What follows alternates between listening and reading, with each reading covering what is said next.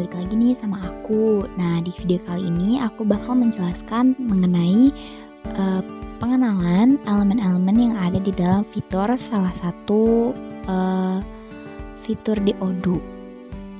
Nah, video hari ini aku bakal menjelaskan elemen-elemen fitur accounting.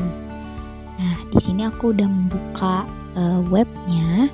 Aku udah tadi login dan sudah memverifikasi email terlebih dahulu. Jadi sebelum kalian setelah kalian login, nanti bakal ada notifikasi di dalam HP kalian mengenai verifikasi email Odoo untuk membuka aplikasi atau web, dan akan muncul fitur seperti ini. Nah, kalau misalkan nanti kalian sudah memverifikasi, kalian tinggal mengklik fitur yang ingin kalian pakai. Nah, di sini aku bakal ngejelasin aja elemen-elemen yang ada di dalam fitur accounting. Nah, sebelumnya aku bakal ngejelasin dulu nih fitur accounting itu apa sih. Fitur accounting itu dalam sebuah sistem atau perangkat lunak akuntansi biasanya mencangkup beberapa elemen penting untuk membantu pengelolaan keuangan suatu organisasi. Di dalam fitur accounting ada fitur lagi di dalamnya, contohnya seperti customers, vendors, accounting, reporting, dan configuration. Nah, di dalam fitur tersebut ada elemen-elemennya tersendiri, dan contohnya seperti fitur customer. Jadi aku bakal ngejelasin dulu customernya tuh apa, fitur customer. Nah, di Odoo, fitur customer kepada modul accounting memiliki beberapa fungsi yang penting yang membantu dalam pengelolaan hubungan dengan pelanggan dan transaksi keuangan. Nah, di dalam fitur customer ini ada elemennya. Yang pertama itu invoice. Invoice dalam konteks fitur customer merujuk pada dokumen resmi yang dikeluarkan oleh penjual kepada pembeli yang merinci barang atau jasa yang telah diberikan. Nah, yang kedua di sini ada credit notes. Credit notes atau nota kredit dalam fitur customer adalah dokumen resmi yang dikeluarkan oleh penjual kepada pelanggan sebagai bukti bahwa terjadi pengurangan jumlah piutang atau pengembalian dana. Dan yang ketiga itu payment. Dalam konteks fitur customer atau pelanggan pada aplikasi atau sistem bisnis, payment atau yang bisa dibilang pembayaran mengacu pada informasi dan aktivitas transaksi finansial terkait dengan pelanggan tertentu. Selanjutnya itu ada produk.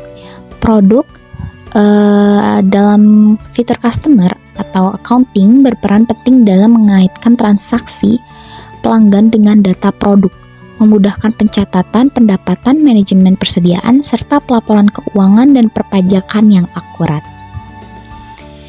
Nah, yang ketiga itu ada produk. Fitur produk dalam customer accounting berperan penting dalam mengaitkan transaksi pelanggan dengan data produk, memudahkan pencatatan, pendapatan, manajemen persediaan, serta laporan keuangan dan perpajakan yang akurat.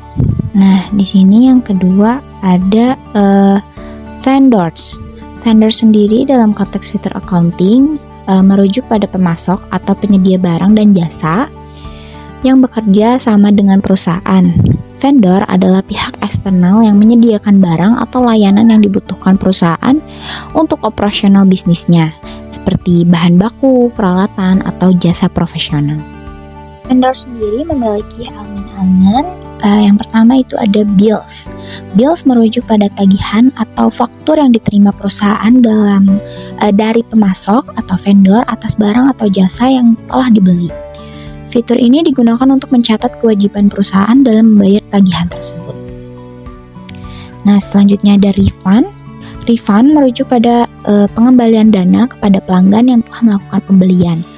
Refund diberikan sebagai bentuk kompensasi atau pemulihan jika terjadi masalah dengan produk atau layanan yang dibeli. Nah, yang ketiga itu ada payment. Sama seperti tadi, tapi dalam konteks fitur payment pada vendors atau penyedia barang atau jasa, payment mengacu pada proses pembayaran yang dilakukan kepada vendor sebagai imbalan atas barang atau jasa yang telah disediakan. Nah, untuk yang terakhir itu ada produk. Nah, dalam konteks fitur vendors, pada suatu platform seperti marketplace atau sistem manajemen inventaris, produk merujuk pada item atau barang yang dijual oleh vendor. Ini adalah produk fisik atau digital yang disediakan oleh penjual untuk konsumen atau pihak lain. Detail spesifik produk. Nah, setiap produk biasanya memiliki informasi rinci yang diinput oleh vendor, termasuk nama produk, deskripsi, kategori, harga, stok, gambar, dan varian, misalnya ukuran atau warna. Portofolio produk vendor.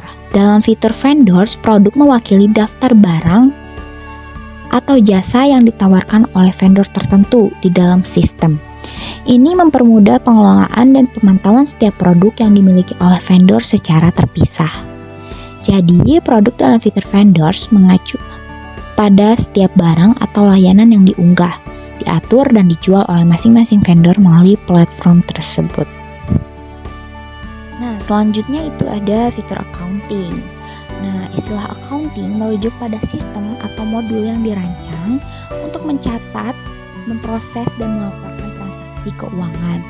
Fitur ini memungkinkan bisnis untuk memantau arus kas, pendapatan, pengeluaran, aset, kewajiban, dan ekuitas dengan cara yang terstruktur dan sesuai standar akuntansi. Nah, di dalam fitur accounting ini juga pasti memiliki elemen-elemen tertentu. Nah, yang pertama itu ada journal entries. Journal entries dalam akuntansi adalah catatan transaksi keuangan yang dicatat dalam buku jurnal. Setiap journal entry mencangkup informasi penting seperti tanggal transaksi, akun yang terlibat, jumlah debit atau kredit, jumlah debit dan kredit, serta deskripsi singkat tentang transaksi tersebut. Journal entries merupakan langkah awal dalam proses akuntansi dan digunakan untuk menciptakan laporan keuangan yang akurat. Nah, yang kedua itu ada journal item. Berbeda nih dengan journal entries. Journal item itu terbagi menjadi beberapa bagian. Pengertiannya, journal item merupakan rincian transaksi keuangan yang mencangkup akun-akun tertentu, jumlah transaksi, dan tanggalnya. Nah, setiap journal item terdiri dari minimal 2 bagian, debit dan kredit, untuk mencerminkan perpindahan nilai di antara akun-akun keuangan. Yang transaksi ini dicatat dalam bentuk entry jurnal, manual atau otomatis. Misalnya modul penjualan, pembelian, dan penggajian. Yang selanjutnya itu ada transfer. Transfer merujuk pada proses pemindahan dana atau aset dari satu akun ke akun lain, baik dalam lingkup internal maupun eksternal. Nah, selanjutnya ada analytic item. Analytic item merujuk pada elemen-elemen atau dimensi analitik yang digunakan untuk melacak dan menganalisis transaksi secara lebih mendetail. Ini biasanya diterapkan dalam sistem ERP atau Enterprise Resource Planning atau software akuntansi untuk menambahkan lapisan analisis tambahan di luar akun-akun standar. Selanjutnya itu ada aset. Aset merujuk pada semua sumber daya atau kekayaan yang dimiliki oleh perusahaan dan memiliki nilai ekonomi. Aset ini diharapkan memberikan manfaat ekonomi di masa depan, seperti meningkatkan pendapatan atau mendukung operasional bisnis. Nah, yang selanjutnya itu ada loans. Loans merujuk pada pinjaman yang diterima atau diberikan oleh suatu entitas, seperti perusahaan atau individu. Loans dapat mencangkup berbagai jenis utang atau kewajiban yang perlu dicatat dan dikelola secara akuntansi. Nah, selanjutnya itu ada rekonsiliasi atau reconcile. Nah, rekonsiliasi merujuk pada proses pencocokan dan verifikasi antara dua catatan keuangan untuk memastikan bahwa informasi yang tercatat konsisten dan akurat. Biasanya rekonsiliasi dilakukan antara buku kas internal perusahaan dan laporan bank atau catatan eksternal lainnya. Nah, yang terakhir itu ada log dates. Log dates merujuk pada pengaturan tanggal tertentu di mana pengguna tidak lagi bisa melakukan perubahan pada transaksi yang sudah dicatat hingga tanggal tersebut. Fitur ini biasanya digunakan untuk memastikan bahwa data akuntansi yang sudah diverifikasi atau dilaporkan tidak bisa dimodifikasi secara sembarangan, menjaga integritas laporan keuangan. Nah, selanjutnya ini ada fitur reporting. Reporting mengacu pada proses pembuatan dan penyajian laporan keuangan serta laporan bisnis lainnya yang bertujuan memberikan gambaran tentang kondisi keuangan perusahaan. Nah, fitur reporting ini dibagi elemennya menjadi beberapa bagian. Ada statement report, audit report, dan partner report, dan yang terakhir manajemen. Nah, aku bakal ngebahas satu-satu. Nah, di dalam statement report ini ada beberapa elemennya, tapi di sini aku bakal ngejelasin statement report itu apa. Statement report adalah laporan yang menyajikan informasi finansial atau non-finansial dalam bentuk pernyataan atau ringkasan, biasanya terkait dengan posisi, performa, atau aktivitas tertentu dalam suatu periode. Nah, di dalam statement report ini ada beberapa elemen. Yang pertama itu ada balance sheet, laporan neraca, menyajikan aset, kewajiban, dan ekuitas perusahaan pada waktu tertentu. Yang kedua itu ada profit and loss, laba dan rugi. Laporan profit and loss mencakup pendapatan dan beban perusahaan dengan tujuan untuk menghitung laba atau rugi bersih. Laporan ini membantu dalam memahami apakah perusahaan menghasilkan keuntungan atau mengalami kerugian dalam periode tertentu. Yang ketiga itu ada laporan arus kas, cash flow statement, menjelaskan aliran masuk dan keluar kas dari kegiatan operasional, investasi, dan pembiayaan. Nah, yang selanjutnya itu ada executive summary atau ringkasan eksekutif. Mohon maaf. Executive summary dalam konteks fitur accounting di Odoo adalah ringkasan yang menyajikan gambaran umum dari kinerja dan status keuangan perusahaan secara singkat dan mudah dipahami. Ini membantu manajer, eksekutif, atau pemangku kepentingan lainnya untuk mendapatkan wawasan cepat tanpa harus mendalami detail teknis atau laporan keuangan secara mendalam. Nah, yang terakhir itu ada tax return. Tax return adalah dokumen atau laporan resmi yang diserahkan oleh individu atau perusahaan kepada otoritas pajak, seperti Direktorat Jenderal Pajak di Indonesia. Laporan ini berisi informasi tentang pendapatan, pengeluaran, pajak terutang, serta perhitungan kewajiban pajak yang harus dibayar atau restitusi pajak atau pengembalian yang dapat diterima. Nah, untuk fitur selanjutnya itu ada audit report.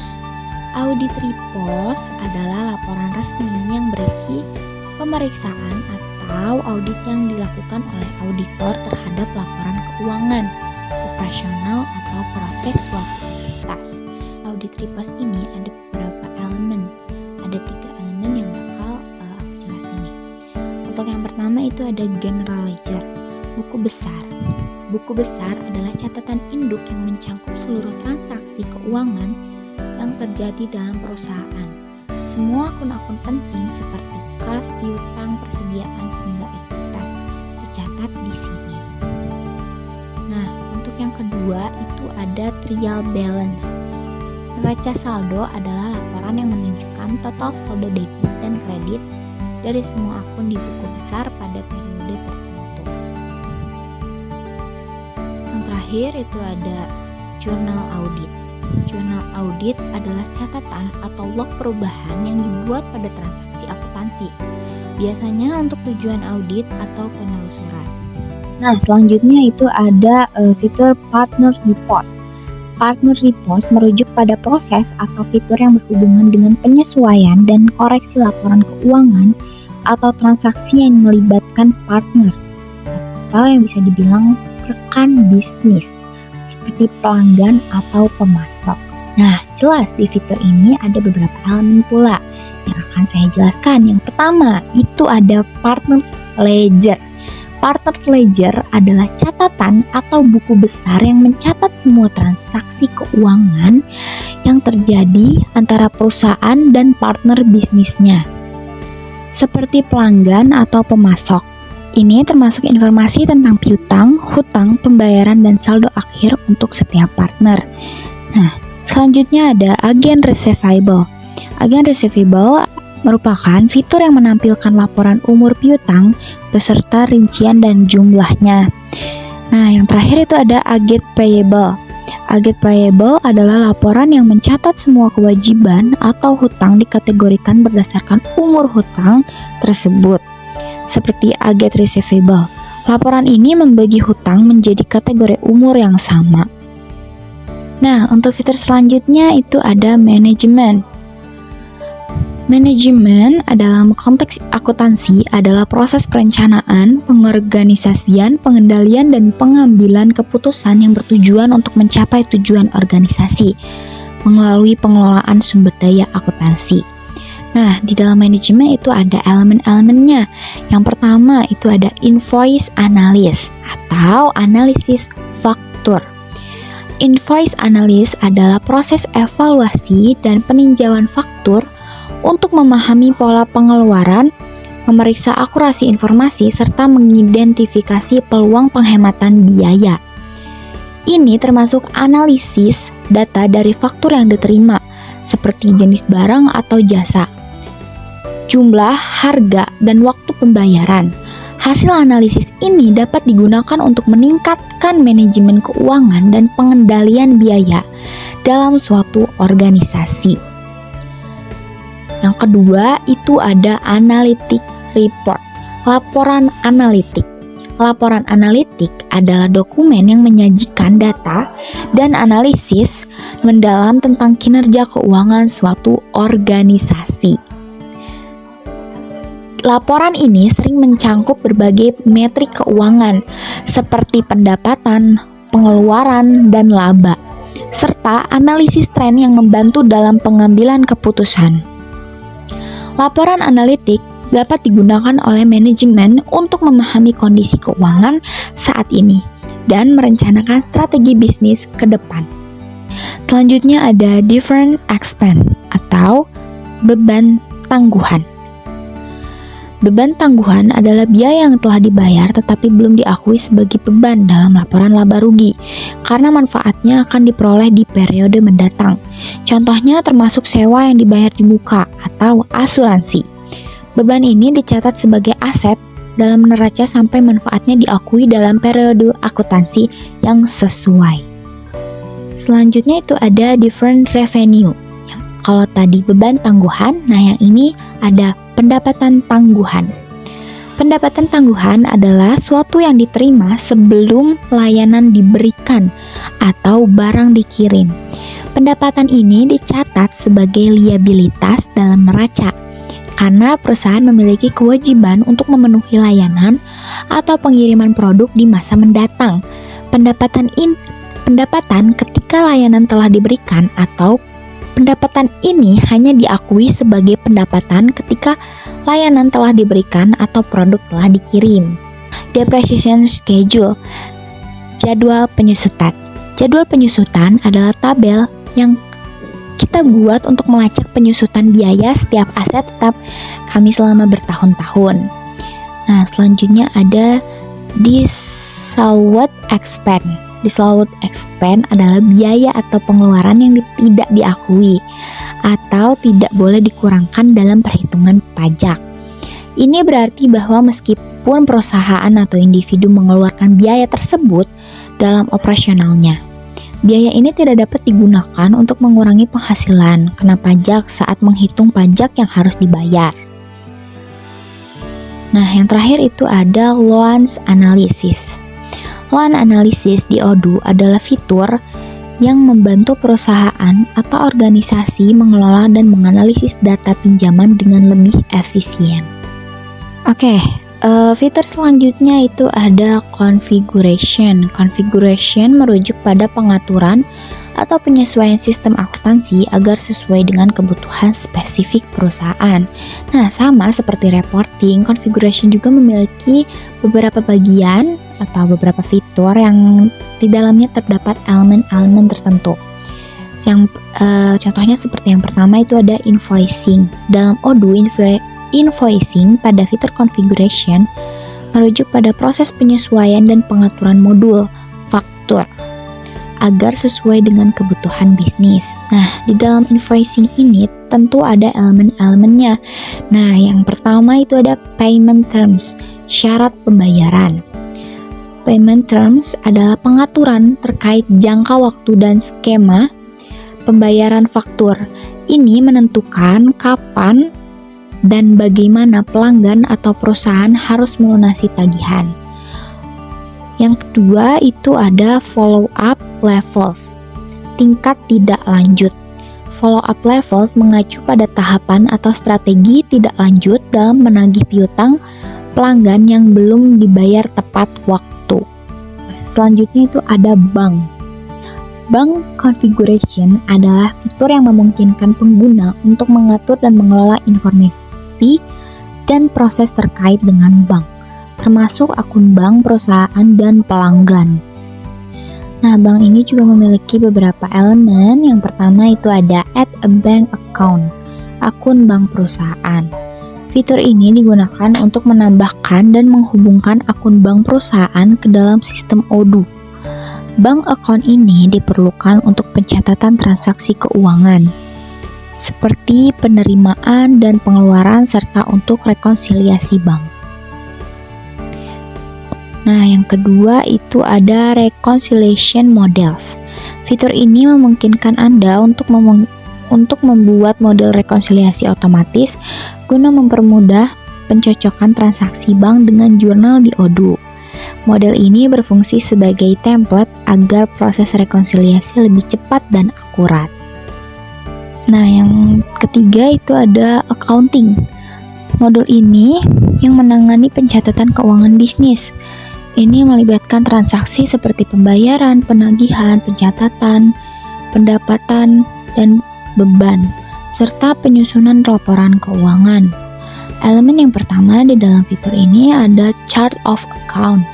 Ini adalah daftar akun-akun keuangan yang digunakan untuk mencatat setiap transaksi di perusahaan.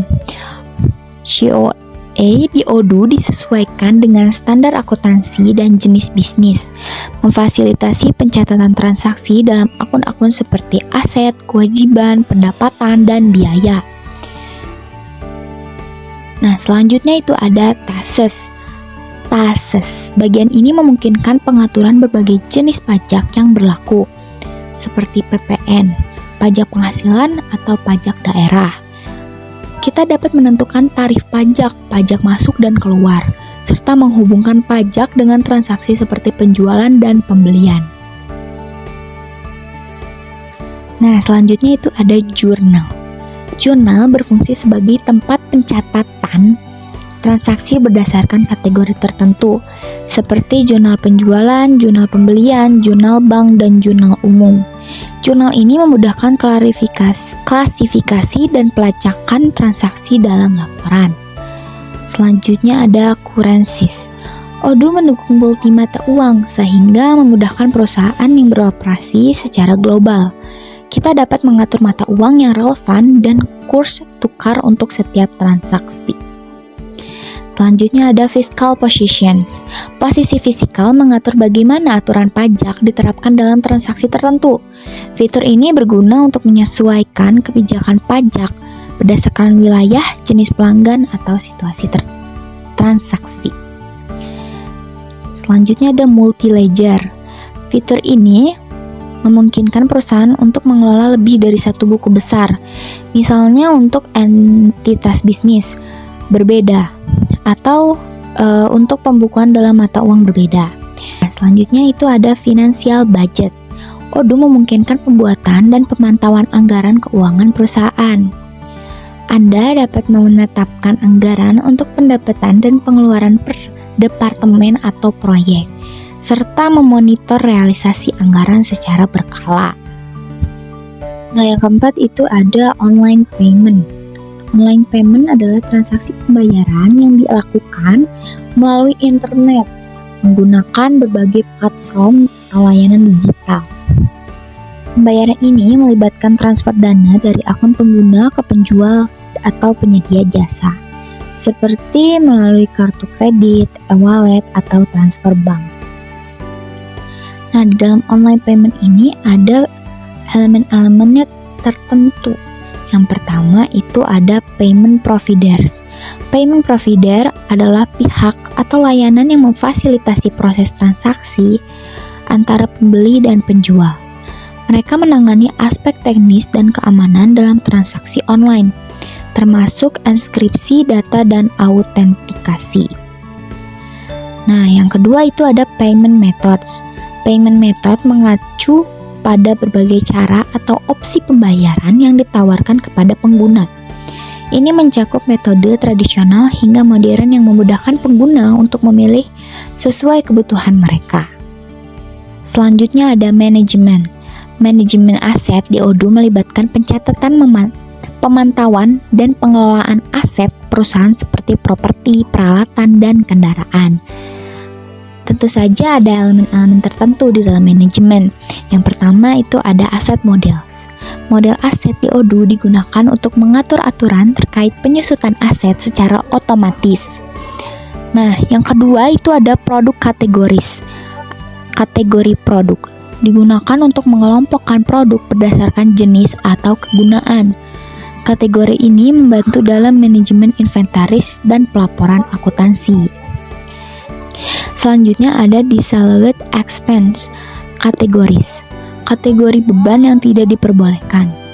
Kategori ini digunakan untuk memisahkan pengeluaran yang tidak bisa diklaim sebagai pengurangan pajak atau tidak relevan secara hukum atau non-deductible. Nah, tadi itu merupakan penjelasan mengenai pengertian fitur yang ada di dalam aplikasi Odoo, yaitu accounting. Nah, di dalam fitur accounting itu ada elemennya. Saya tadi menjelaskan tentang elemen-elemen yang ada di dalam fitur accounting. Terima kasih telah menonton video ini. Semoga bermanfaat dan dapat menambahkan ilmu untuk kita semua.